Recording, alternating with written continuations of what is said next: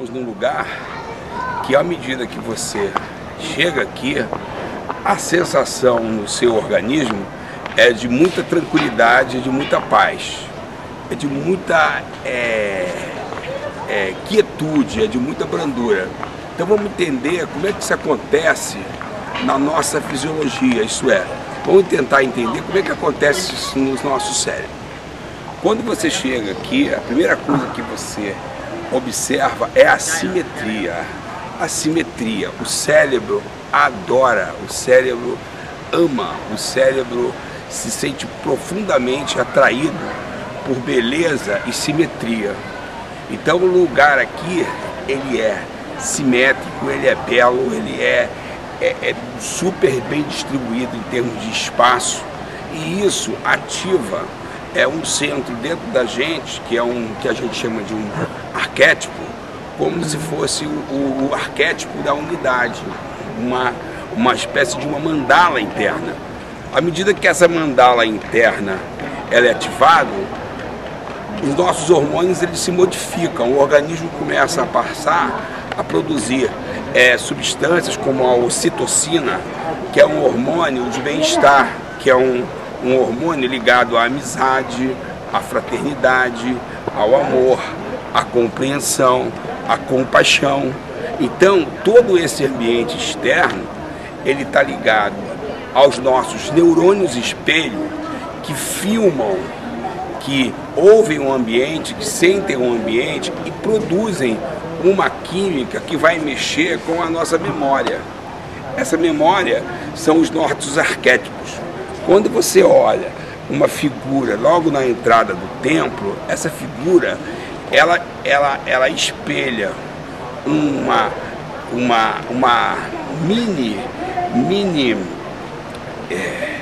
mini mímica facial de tranquilidade, de bem-estar.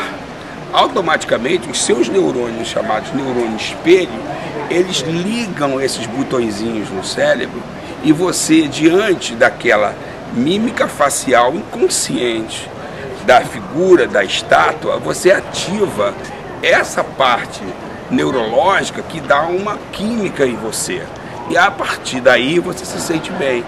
Então a ambiência, ou seja, o ambiente onde você está, ele é totalmente ligado de uma forma invisível e super facilmente compreensível à nossa fisiologia.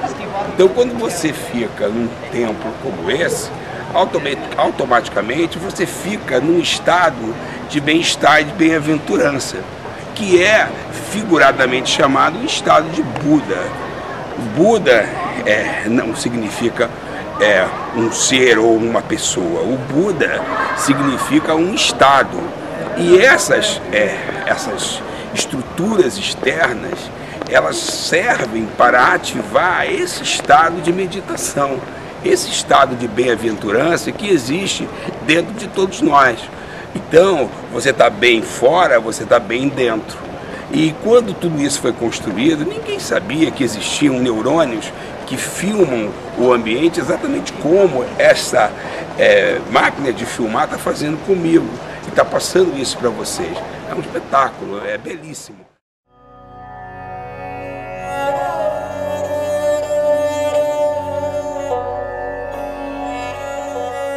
Se nós olharmos o ambiente, você vai ver sempre a simetria. Agora, o que tem a ver isso com o estado de meditação?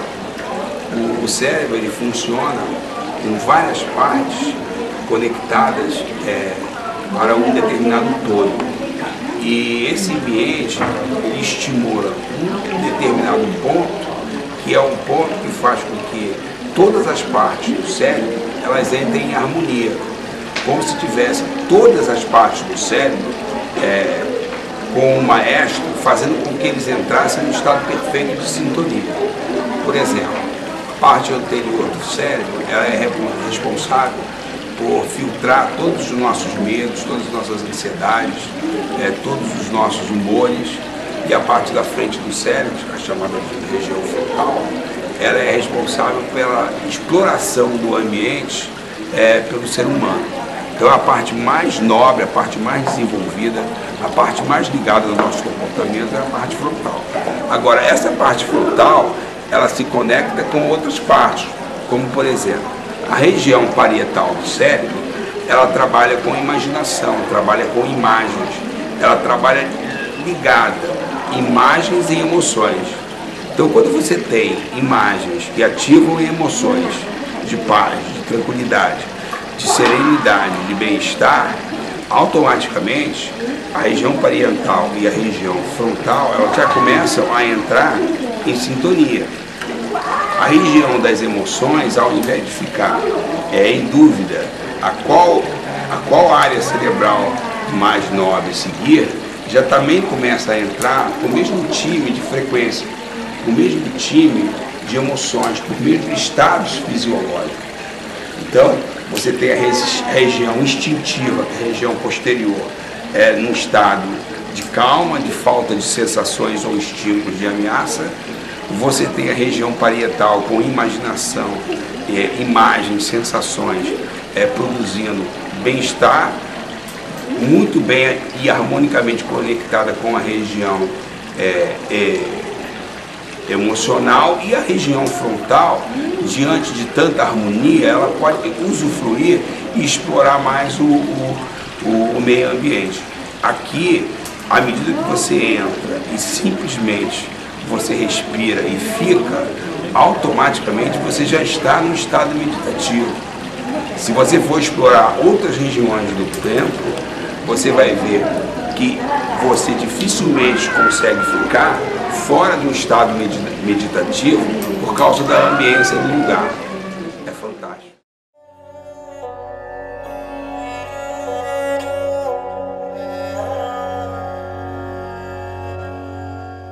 Cultura, arte, informação, aprendizado sobre o funcionamento do cérebro, tudo num lugar só, permeado por um invisível que são as inteligências de padrões.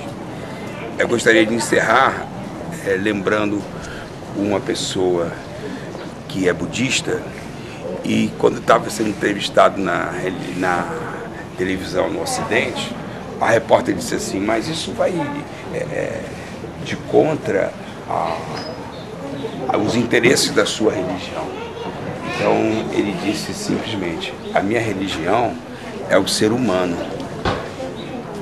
Então essa visão supra-religiosa é o que a gente chama de uma visão espiritual. A religião é de ligação, de conexão. Agora eu gostaria que vocês refletissem sobre o seguinte: essas imagens, na realidade, elas não representam uma coisa, uma pessoa. Essas imagens, elas são umas imagens transportadas de dentro do nosso estado de lembranças, que são chamados de nossos arquétipos, para fora. E essas estátuas, essas harmonias, essa beleza, essa estética exterior, ela serve para despertar na gente um estado de meditação. Esse estado de meditação é chamado de estado de Buda.